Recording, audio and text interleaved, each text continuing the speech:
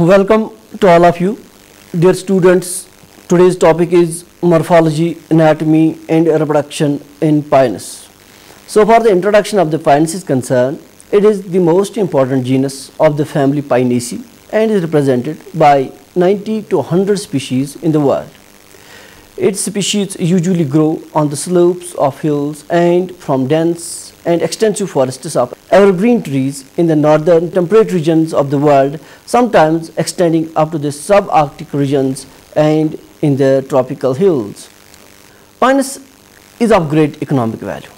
It is the main source of resins of various types and of various woods that we use as timber. Seeds of some species are a source of food. In India, the genus is represented by 6 naturally growing species. Pines are evergreen, resinous trees or really shrubs growing 3 to 80 meter tall, with the majority of species reaching 15 to 45 meter in height.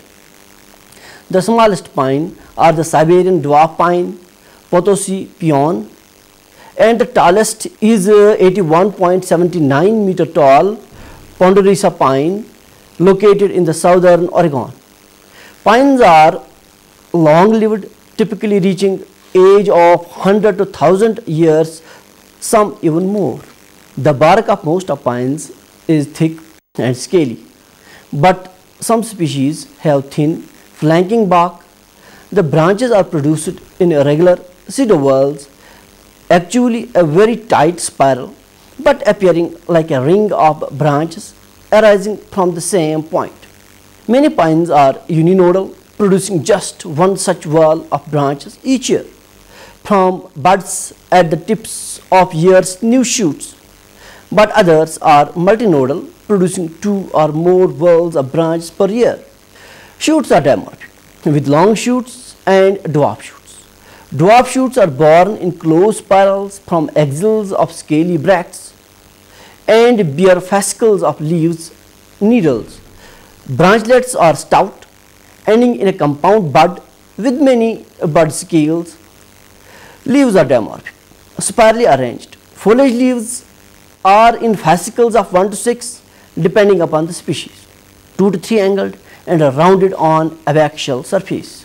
The foliage leaves may persist from 2 to 12 or more years. They are sheathed at the base by 12 to 15 overlapping scale leaves.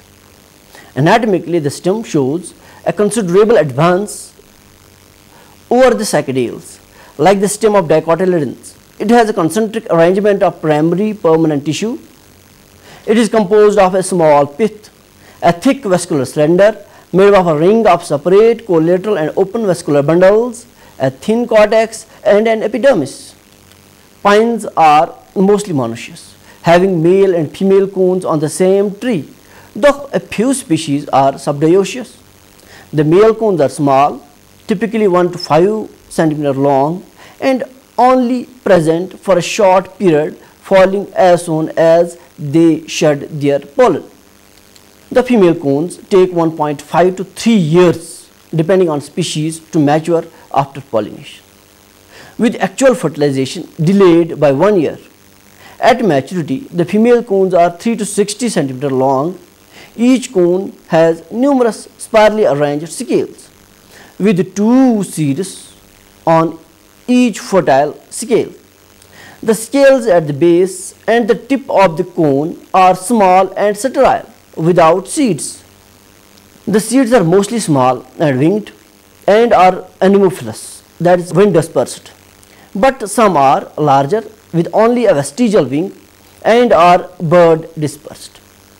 At maturity, the female cones usually open to release the seeds, but in some of the bird dispersed species, for example a white bark pine, the seeds are only released by the birds breaking the cones open. In others, the seeds are stored in closed cones for many years until an environmental cue triggers the cones to open, releasing the seeds. Now we will see the distribution of Pinus. Pines are native to most of the northern hemisphere. In Eurasia, they range from the Canary Islands Iberian Peninsula and Scotland up to the Russian Far East, and in the Philippines, Finland, Sweden, the Himalayas and southern Asia. In India, it is represented by 6 naturally growing species. As per the morphology of the pines is concerned, pines tree are varying in height from 20 to 65 meter and reaching a diameter of about 4 meter or even more. Pinus ristata from California is about 4,000 years old. It grows on the slopes where rainwater is easily drained off. As in the pteridophytes, the pinus tree is a sporophyte. It is differentiated into roots, stem and leaves, which are described as: first, root. The primary root persists and forms a typical elongated straight taproot. In case the plant is growing on the shallow soil overlying rocks, which is impossible for the taproot to penetrate, it remains short and develops strong lateral roots, forming a massive root system spread out over an extensive area. Tip on the root has a protective root cap.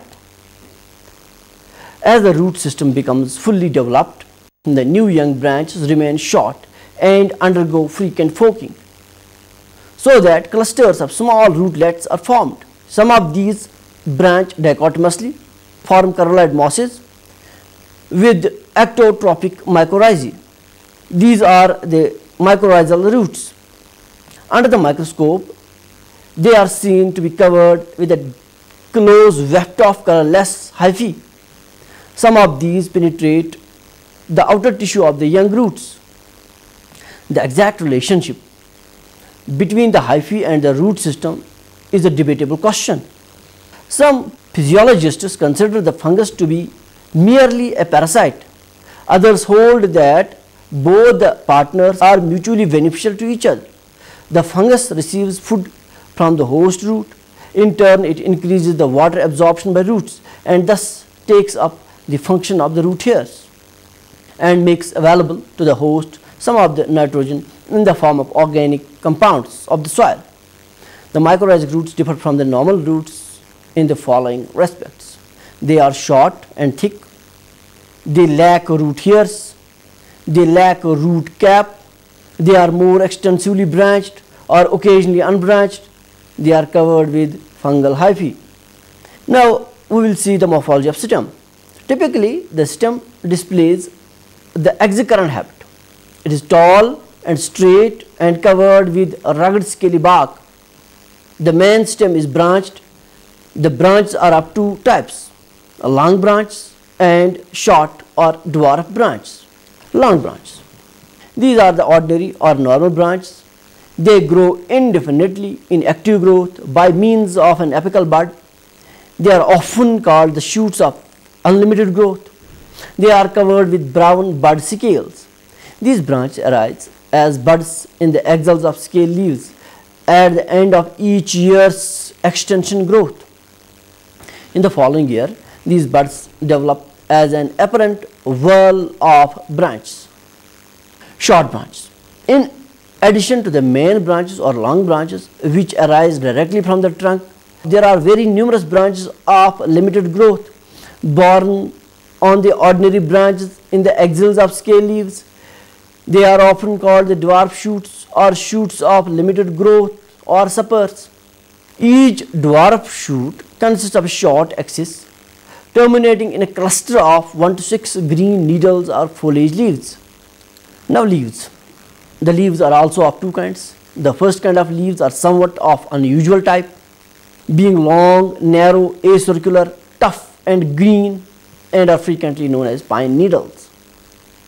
Their surface is smooth. They are not borne on ordinary branches but appear only on dwarf shoots in clusters of 2 Pinus mercusi, 3 Pinus roxburgh or 5 Pinus walchiana according to the species. In Pinus monophylla, only one leaf is produced on the dwarf shoot. The dwarf shoot bearing the foliage leaves are known as spurs. A thin, dry, membranous sheath surrounds the base of each supper of the needles. The needles are persistent. They fall only when the supper is shed as a whole. Hence, the pine tree is evergreen. Secondly, there are the scale leaves. They are brown, membranous, and are protective in function.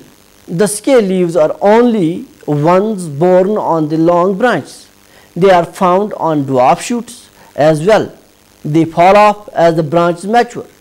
The reduced size and sclerotic character of the leaves have been associated with the xerophytic habitat of the species. First, we will see the primary structure of the stem. Anatomically, the stem shows a considerable advance over that of Sacadales. Like the stem of dicotyledon, it has a concentric arrangement of primary permanent tissue. It is composed of a small pith, a thick vascular cylinder made of a ring of separate collateral and open vascular bundles, a thin cortex, and an epidermis. It covers the outer surface of the stem and is single layered and irregular in outline. The epidermal cells are heavily thickened with walls strongly chitinized. Cortex. The cortical cells beneath the epidermis are strongly thickened to form the hypodermis. The inner cortex consists of thin-walled parenchymatous cells. It is traversed by large resin ducts or canals which run both radially and longitudinally through the stem. Each duct or canal is lined by a layer of thin-walled parenchymatous, glandular, secretory cells constituting the epithelium. Neither endodermis nor pericycle is recognizable. Primary vascular tissue. It consists of a ring of 5 to 6 separate primary vascular bundles. The bundles are collateral and open. They are like closed together so that the primary medullary rays connecting the pith with the cortex are narrow and parenchymatous in nature. Each bundle has a primary phloem on the outside and primary xylem on the inner side, and primary cambium in between the two. The primary xylem contains neither true vessels nor wood fibers, which are characteristics of angiosperms. It consists of tracheids, which are arranged in uniform radial rows, and xylem parenchyma only. The phloem contains sieve tubes and phloem parenchyma cells. Companion cells are absent. Albuminous cells also occur and have the same relation to the sieve cells as of the companion cells. The primary cambium, which is located between the xylem and the phloem of each vascular bundle, consists of a single layer of meristematic cells. It provides continuous growth in diameter. Pith. Within the ring of the vascular bundles is the parenchymatous pith. It forms the core of upright woody stem of Pinus. Now, dear student, we will see the secondary structure of Pinus and its anatomy. The secondary tissue are formed in the same way as in the dicotyledons. The primary cambium of the stele extends tangentially. The edges of the bundle cambia come closer and eventually come in contact. In this way, a complete ring of cambium is formed. The cambial cells divide repeatedly in a tangential direction. Two cells are formed at each division. Of these, one remains cambial. The other, which is called the tissue mother cell, may divide once or twice. The cells formed become differentiated into xylem or phloem according to their position on the inside or outside of the cambial cells. Such growth is known as secondary growth. The new xylem and phloem cells thus formed constitute the secondary xylem and secondary phloem respectively. The cambial cells in the meantime increase in size and again divides. As a consequence, a continuous ring of secondary xylem on the inner side and a layer of secondary phloem on the outer side is formed. The cambium remains as a permanent meristematic between them. Periderm or cork. The formation of secondary vascular tissue stretches the outermost tissues of the xylem or outermost tissues of the stem, which eventually ruptures and are peeled off as thin strips of scaly bark. Before this takes place, a special protective tissue, the periderm or cork, is formed. It is formed by a layer of cortical cells near the outside. These cells become meristematic and constitute the cork cambium or phylogeny. It is secondary meristem. The cells of the cork cambium divide by two parallel walls. The inner cells form the additional cork, whereas the outer constitute the periderm or cork. The later tissue serves to protect the delicate tissue lying within it when the epidermis is peeled off. It is impervious to water and thus helps to prevent excessive evaporation. It may be mentioned that cambial activity, xylem and phloem differentiation and formation of cork cambium are all hormone controlled. Now, anatomy of the root. It consists of piliferous layer, cortex and stele. The arrangement of tissue is in general similar to those of roots of dicotyledons. Now, piliferous layer. It is the outermost layer. The cells of this layer fit tightly against their neighbors. Now, cortex. Within the piliferous layer is the cortex. It is a wide zone of parenchymal cells and thus forms the bulk of the roots. It is bounded by endodermis. Now, endodermis. It is a single layered. The cells are of brownish orange color. They are suberized and are usually impregnated with tannins. Pericycle. It delimits the stele and is many layered. The pericycle cells contain starch and are usually impregnated with tannins. Now, we will see stele. It is diarch, occasionally triarch or tetrarch. The higher number is up to 6. An equal number of phloem bundles alternate with the xylem bundles. The protoxylem groups lie at the end of metaxylem, which occupies the center of the root, as the development of the metaxylem is centripetal in young roots. The central cells may be found unlignified, constituting the pith.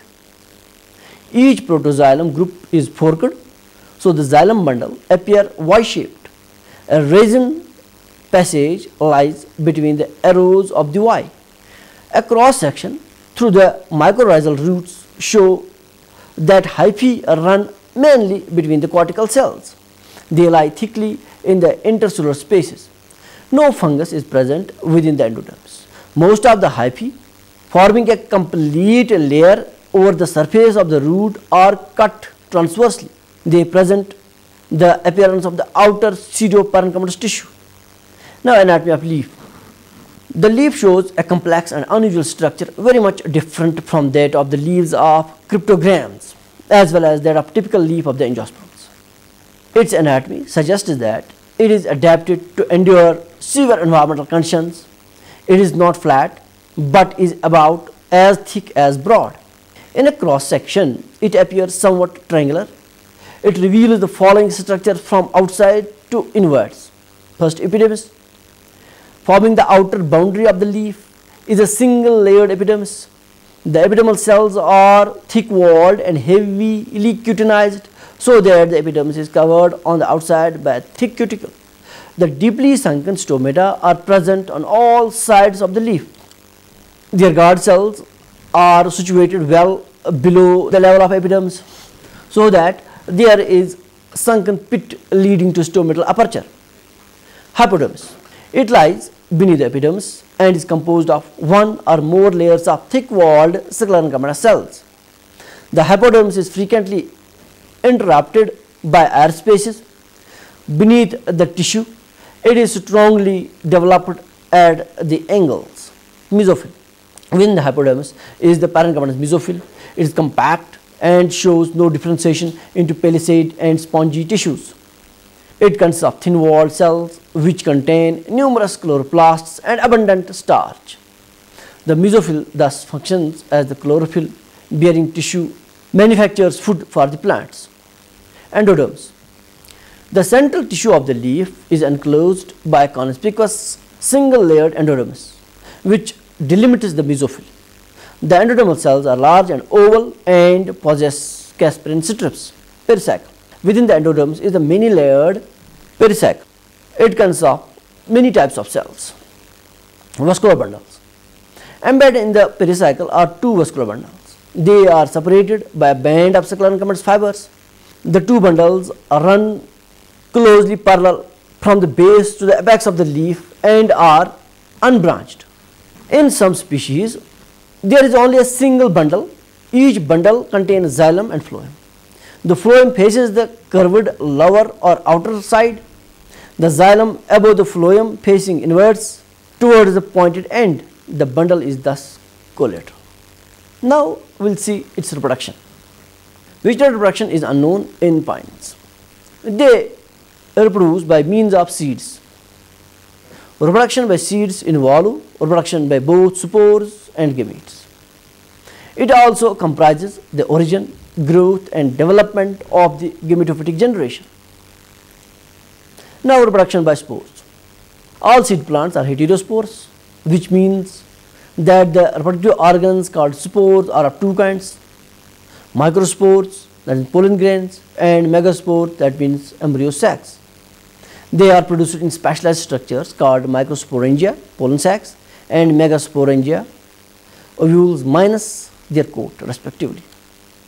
The sporangia are born in sporophylls, which are organized to form cones or strobili. The latter are of two kinds, one containing only microsporangia, the other megasporangia. It is customary to call the former as male cones or microsporangiate strobili, and later female cone or megasporangiate strobili. It is more appropriate to call the one as the microsporangiate or staminate and the one as megasporangiate or carpellate cone or ovulate cone. Pinus is monoecious. It bears both types of cones on the same tree on separate branches. The microsporangiate or staminate are male cones. They occur later in clusters, each in the axil of scale leaf at the base of a terminal vegetative bud which they surround. They are concealed amidst last year's foliage. They can be seen on the pine tree in the beginning or middle of March in the hills, and in January or February in the plains. The male cone is strongly, shortly stalked and consists of elongated central axis bearing a number of spirally arranged and closely fitted scale-like microsporophylls. The latter are equivalent to stems of angiosperms. Each microsporophyll takes its origin from the central axis, runs out horizontally to end in a sterile flattened head. It bears two microsporangia or pollen sacs as swellings on the lower surface of its horizontal position. The microsporophyll is attached to the axis by a short stalk. The microsporangia are filled with numerous winged microspores. A number of scales at the base of the male cone remain small and sterile, usually 8 to 10. The young cones are green or reddish purple, but becomes yellow or reddish brown at the time of shedding. Megasporangiate or ovulate cones. They are fewer in number and arise single or in a small cluster of 2 to 4. When young, it is small, erect, reddish to pinkish structure, which stands erect on a short stalk covered with scales. Like the male cone, it consists of a central axis which bears paired scales in a closed spiral. The lower scale of the pair is small, called the bract scale. It is leathery and directly attached to the cone axis. The upper scale of the pair is larger, thicker and stouter. It is ovuliferous scale. It develops from the upper surface of the bract scale and bears two ovules side by side. On the lower side as two small white swellings. There are about 80 to 90 megasporophylls in a single female cone. Now we will see the pollination in pines. It is affected by the wind and is therefore anemophilous. It takes place towards the end of May or during the month of June in the hills. In plains or at lower altitudes, it takes place towards the end of February or mid-March. At this time, the ovulate cone is young. It is about the time of meiosis, which means that megaspores have been established. The development of the embryo sac is subsequent to this event. The ovuliferous scales, which prior to pollination fit tightly over one another, opens out, providing a ready access for pollen grains to the ovules. The microsporangium or pollen sac opens by a median longitudinal slit along its underside. On slight shaking, the tree which is producing pollen will emit clouds of yellow dust which arise in the air and color the whole landscape in the pine forests. The yellow dust is formed by the countless number of pollen grains. They are light in weight and buoyant due to the wings. Upon liberation, they float upon the air and settle down only slowly. Much of the pollen is wasted. Those that chance to be blown by the wind to the female cone are trapped between the scales. Here they are caught in a drop of sticky substance, the pollination drop exuded from the micropylar end. After pollination, the oleferous scale closes up again and the stalk of the cone curves so that it becomes inverted. Now we will see about fertilization. The pollen tube, whose growth is arrested in the winter of the first year, after it has penetrated a short distance into the nucleus, resumes growth again in the month of April when the female cone is running into its second year. The generated cell divides into a stalk cell and a body cell. The body cell then divides into two male gametes or microgametes, but no wall is formed separating the cytoplasm of the pollen tube. The male cells are non-motile. In this respect, these differ from the motile gametes of the cycads. They float within the pollen tube. Meanwhile, the pollen tube has passed entirely through the nucleus and reaches the female prothallus. Finally, the tip of the pollen tube enters the neck of the archegonia. The two non-motile cells and the other contents of the tube are discharged into the venter, where all the discharged contents and the cells disintegrate except one male cell. The nucleus of the surviving male cell unites with that of the egg to accomplish fertilization. This process is usually completed in the last week of June. The fertilized egg secretes a wall around it and becomes the oospore or zygote. The zygote therefore is the first cell of sporophyte. More than one archegonia may be fertilized in a single ovule, but only one comes to maturity. Others perish. The zygote immediately germinates. It undergoes a series of divisions still enclosed within the ovule to form a relatively elaborated proembryo. 4 potential embryos are formed from one fertilized egg. In the course of further development of the potential embryos, one takes the lead and grows more rapidly than the others. The actively growing potential embryos, by cell division, cell growth and differentiation, becomes the embryo of the seed. Others die off. Now we will see the alteration of generation. In the cycle of Pinus, the sporophytic phase is of long duration and is represented by the huge pine tree which bears the staminate and ovulate cones. The staminate cone produces pollen grains in pollen sacs on the microsporophiles. The female cone producing megaspores, one in each ovule, borne on the upper surface of the oleferous scale. Since meiotic division occur at the time of the differentiation of the pollen grains and megaspores, the later structures represent the first cell of the second generation, the gametophytes. Both the gametophytes, male and female, in Pinus are parasitic upon the sporophyte. The little microgametophyte is carried by the wind to a position in the vicinity of the ovules, from where it is shifted to the apex of the nucleus. It then puts out a pollen tube which carries the male gametes, to which the archegonia develops at the micropylar end of the female prothallus.